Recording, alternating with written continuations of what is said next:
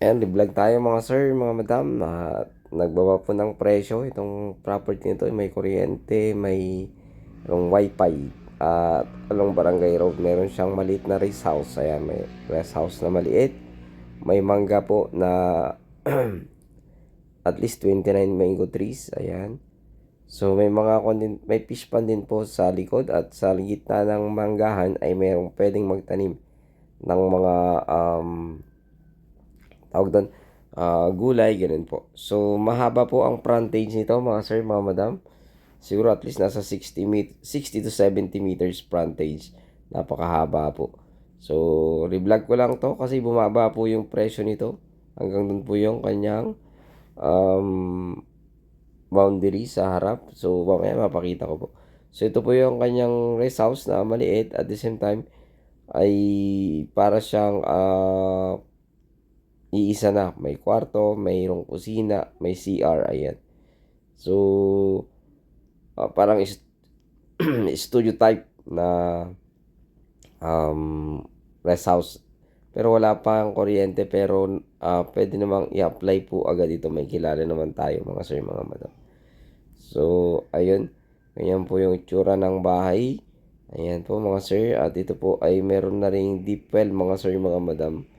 So, yung deep well ay, ayan po, yung deep well, ayan, deep well po yan. So, ano yan, ang tawag dyan, silindro. Ayan, silindro po. So, mga native toong mga mangga niya, mayroon lamang mga isa ata o dalawa na apple mango sa likod. So, ayan, mangga rin po yan. Manggahan po. So, napaka laki po ng property na ito. At the same time, meron po itong uh, tawag doon, dalawang title, pangalan po ng ating seller. Ako din po ang nag-transfer nito, kaya malinis na malinis po.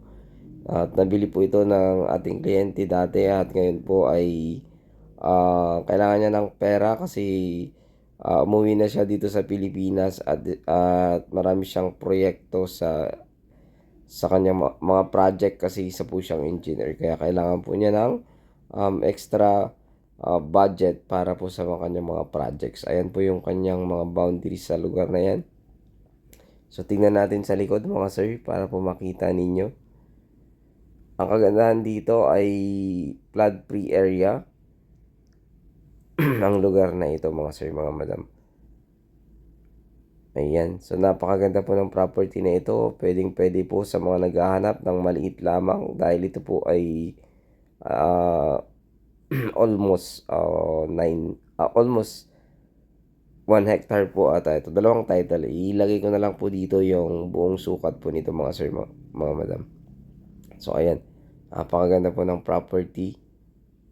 Kung makikita po ninyo ay meron po siyang mga tanim ngayon na mga gulay. Ayan. So, nung last na pinunta ko po yan po yung mga tanim. Pero tag-ulan na ngayon, baka malalaki na at namunga na po yung mga yan, mga sir, mga madam. Or baka bago na naman ulit yung pananim po nila. Ayan, dati po itong 3.5, din naging 3 million. Ngayon po may tumawad po ito ng 2.5, gusto nang ibigay ni seller.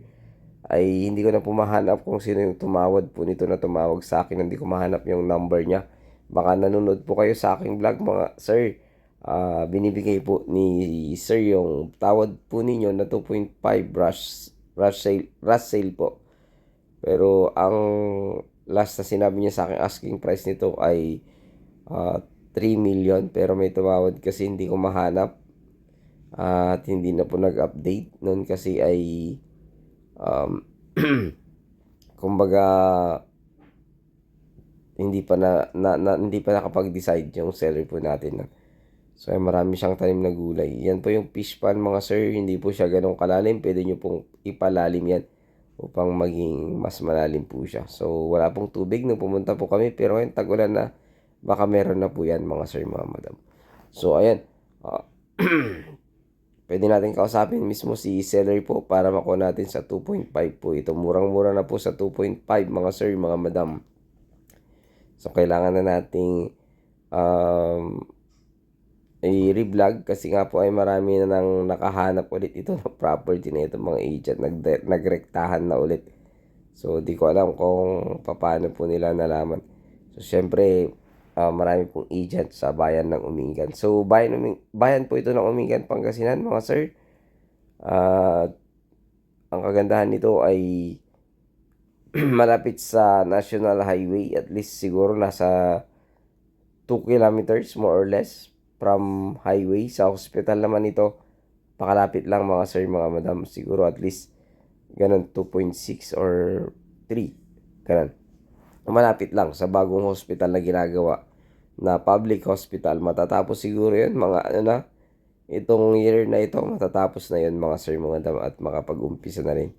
So, ang next project po ng gobyerno namin dyan ay colleges. Kaya ang maganda rito, malapit din siya sa colleges. At the same time, sa mga gusto pong mag-invest ng ganito or gusto nyo i-subdivide balang araw, pwede po ito na residential area kasi malapit lang po siya sa elementary school. Ayun, malapit din siya sa barangay hall. Ayan, so balang araw, magkakaroon din po siguro ng high school na malapit dyan kasi nga po ay mag-ano po sila ng college po sa malapit sa hospital. So maraming maglalabas ang mga negosyo dyan pag tapos po ng hospital po sa highway. Kasi paglabas mo, mga 300 meters lang, hospital na po. Paglabas mo po ng highway mula po dito sa property na ito. So ayun, ang asking price po nito ay 3 million, pero pwede natin kausapin si seller na kasi gusto rin niyang mabenta na 2.5 million. Ayun. So, para po sa mga nanonood po ng aking video hanggang matapos yun, 2.5, pwede natin kausapin si seller po, mga sir, mga madam. So, ayun po. Pero doon po ay sagot nyo na po yung transfer. Pwede namang sagutin ni sellers po siguro yung CGT or pag-usapan nyo na lang po kung paano, kung maghati kayo or sagutin po niya or sagot po ninyo mga sir, mga madam. So, ayun. Muli, ulitin ko, bayan po ito ng Mingan, Pangasinan.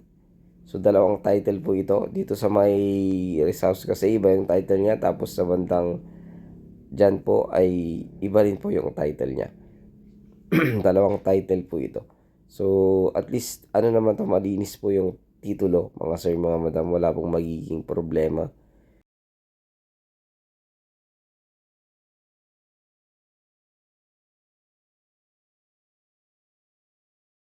So, ang kagandahan nito, ayan, long cemented road din po ito, mga sir, mga madam. Ayan po. So, ito po yung frontage niya, napakahaba. Ang tansya ko rito nasa 70 meters mahigit or pababa po ito, mga sir, mga madam. So, ayun, ulitin ko, bayan po ng Umingan, Pangasinan.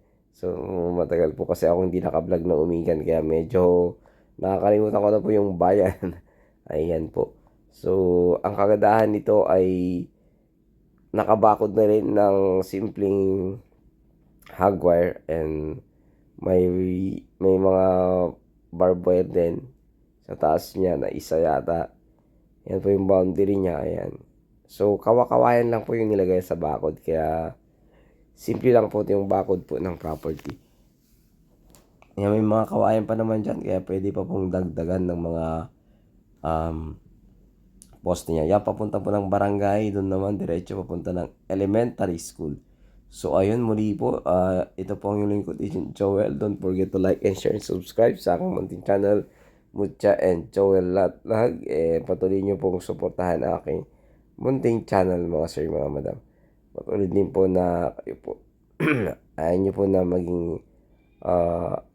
maging updated po kayo sa susunod kong mga video. Ayun, nabubulol na po tayo. So, ayun. Maraming salamat. Message nyo lang po ako. God bless you all.